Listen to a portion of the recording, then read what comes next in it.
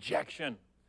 Okay, yesterday we talked a lot about receiving rejection and dealing with it because it's a natural part of this business. Again, the idea is that this crowd is used to dealing with it. We've accepted it. It's part of the game. It is what it is.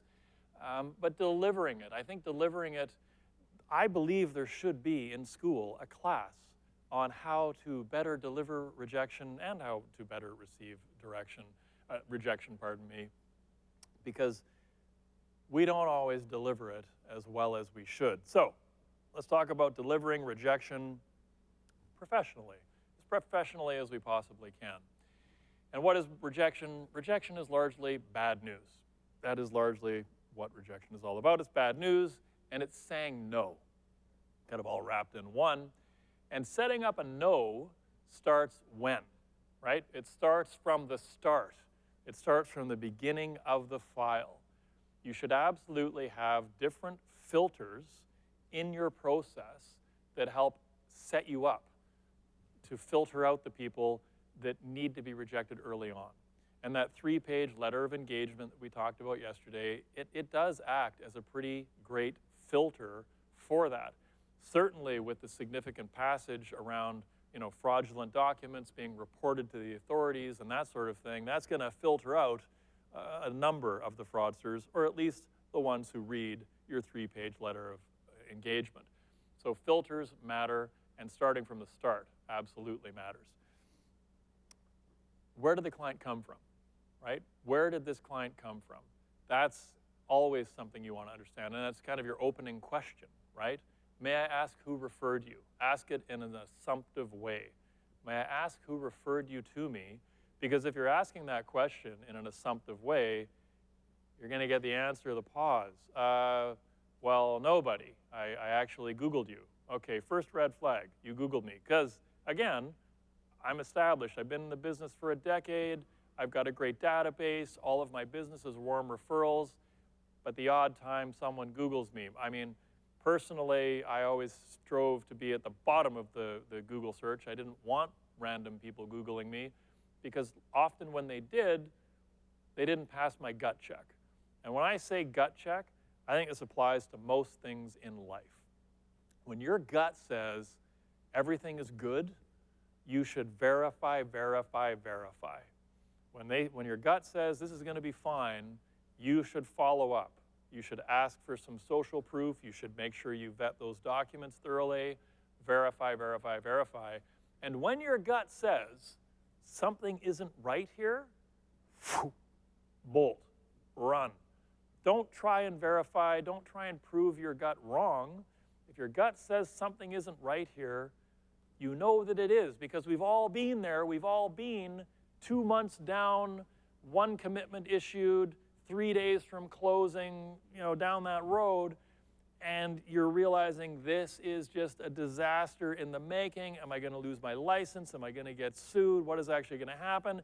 And I knew from the beginning I shouldn't have worked with this client. But what did you do? You ignored your gut. When your gut says it's wrong, it's wrong. Go. Don't try and prove your gut wrong. The letter of engagement, as I said, I think that's a key filter for weeding this out, right? Weeding this kind of thing out. And full docs up front. No docs, no talk, right? Famous line in our industry, no docs, no talk. If you're not getting all the documentation smoothly and efficiently up front, that is another red flag. Why are they holding back on documents? What's actually going on there? And on top of that, less is more, right? I mean, what's more convincing? What's harder to push back on? 1 reason or 10 reasons? I find that when you give somebody a laundry list of reasons to not do something, I'm very busy at this time, I'm X, I'm Y, I'm Z, I, it's the long weekend, Christmas, birthday, the summer solstice, International Day of Pancakes, whatever, it's not me, it's you. You give this laundry list, and what happens is people seize. They seize on the one thing that they don't agree with, and they want to argue the point. I'm just not able to assist at this time. That's a good one to have on the list, but why not just have that one stand on its own? That's it. There's your reason. I'm not able to assist you at this time due to my current workload. I'm sorry. I can't take on a new client right now. Well, when can you?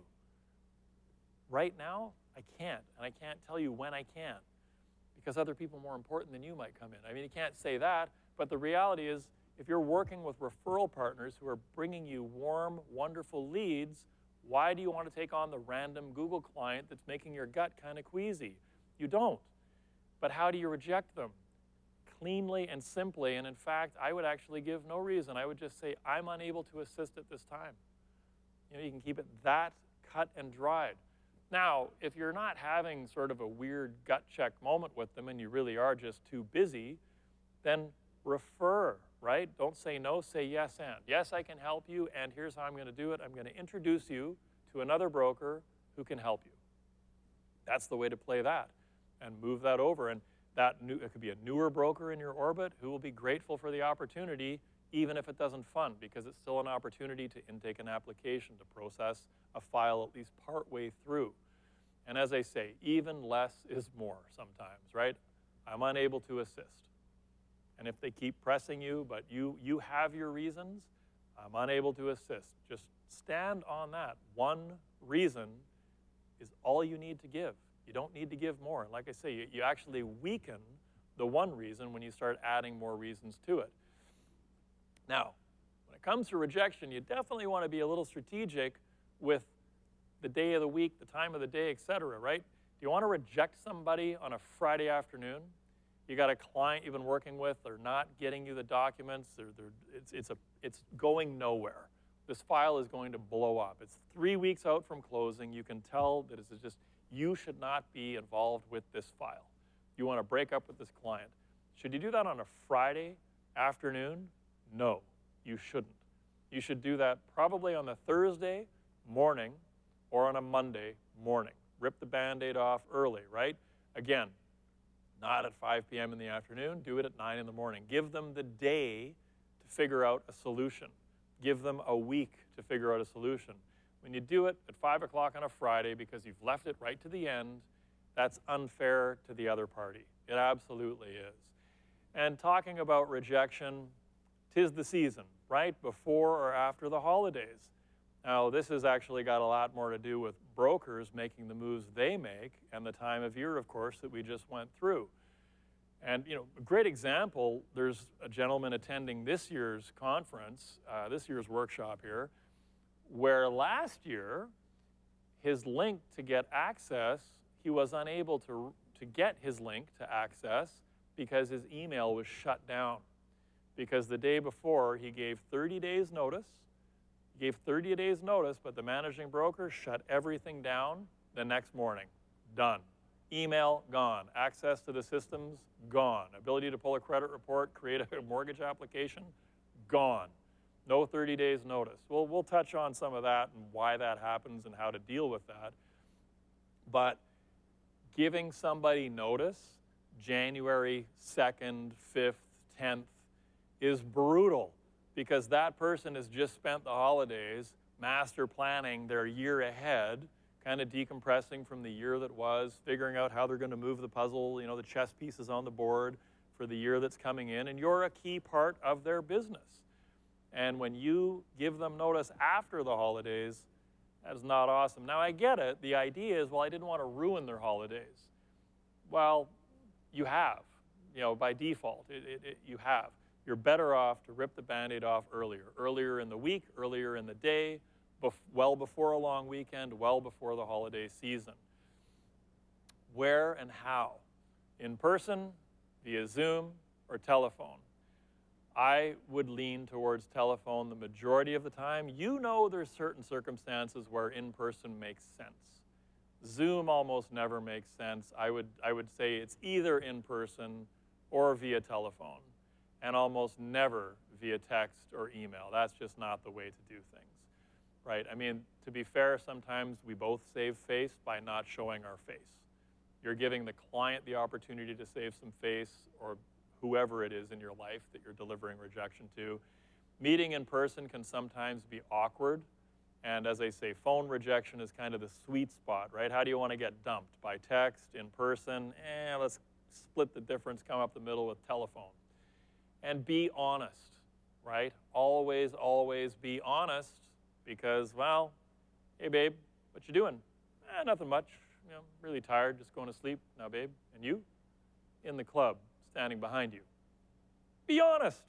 Be honest, right? And delivered how? Quietly, calmly. You know, have your one reason and just calmly explain your one reason. When I say explain, we're talking one sentence, short and sweet. And when you are breaking up with a client, who's having that conversation, right? You are, not your staff. Not your staff. It's not on your staff to end a referral partner relationship, to end a client relationship. That's on you. You're the boss. You have the hard conversations. You're the one who has the hard conversations. And what to go with? Well, I say the truth, but it's not with an exclamation point or a period. It's more of a question. Because, let's face it, sometimes the truth is complicated. Sometimes the truth is hard to hear. And messengers do get shot. So sometimes delivering the real reason, again, is just not helpful. That's where I'm unable to assist. I'm unable to assist due to my current workload. You know, something along those lines. Getting into the real reasons is not helpful for anybody. So do you really want to get granular with it or not? So like I say, when you're delivering rejection, one good reason. Make your list, pick the one that is incontrovertible. It's basic, it's simple, and if you got to give a reason, because most of us feel like we do, make sure it's one good reason, that it's clearly communicated, that you're respectful, and then stick with your decision. When you make a decision to reject a client, a lot of times that client does not want to be rejected. They will fight tooth and nail for you to hang on to them. They actually don't want to be dumped. You know, even though they were working with another broker, even though they've got an application in at the bank, no, I actually really want to work with you. And it really only starts to come out when you draw a line in the sand and say, no, you're over there, my people are over here, sorry. And it's fascinating, but if you're going to make that decision, stick with that decision. And, you know, it's this complex, right? Resist adding the reasons. Repeat your original statement, stick with that respectfully, and like I say, just stick with your decision. It's that simple, it's that complicated. And the key to success, of course, is in standing by that decision. And in making these decisions, deciding who you're going to reject and why, and what are the reasons you're really rejecting them, what's the reason you're going to show them. I love this little one-pager. I've used it many a time. It's, you know, actually, and to Rob's comment earlier about getting a pad printed, this would be a handy one, because there's a lot of questions I ask myself, and then I have to, you know, I'll keep it super light and simple. If I look back almost 10 years ago now, why was I buying a silver Ford F-150? Why did I buy a silver Ford F-150? Well, did it have to do with the new EcoBoost motor and crash standards and the #1 ranking is the best truck in America or whatever, you know, blah, blah, blah. Did any of that stuff matter? Like, did I get a spreadsheet out and look at mileage or, you know, transmission wear? No. The reason was 100% emotional, because I pulled into the dirt bike spot to unload the dirt bike, and what did I park next to? I parked next to 4 or 5 other silver or gray or anthracite or whatever shades of gray Ford F-150s. And we all wheel out our 2-stroke orange KTM dirt bikes. Now, the 2-stroke thing I think is legit, but maybe it's not. I mean, why are we doing anything we're doing? And so as I say, if you're going to break up with somebody, you really need to sit down and document a few things. Write it out and get clarity of thought before you go into that conversation with them, because those are hard conversations to have, and it's easy to sort of lose the plot. If you've written down your reason, you'll be able to hang on to that. And a lot of times you may decide not to dump that difficult client. You may not do that because they may have come to you from your #1 referral source, and you just got to stick this one out because they matter. That person matters and that file matters to your #1 referral partner. It's the one that's going to put them into the Diamond Club for the year, the President's Club, whatever it is. it matters. It's their brother-in-law, it's their cousin's uncle, sister, it's whoever it is. It matters to your referral partner. That means it matters to you, and you just got to grit your teeth and get through it. Sometimes that's how it has to go, right? Sometimes we do owe one to our referral partner.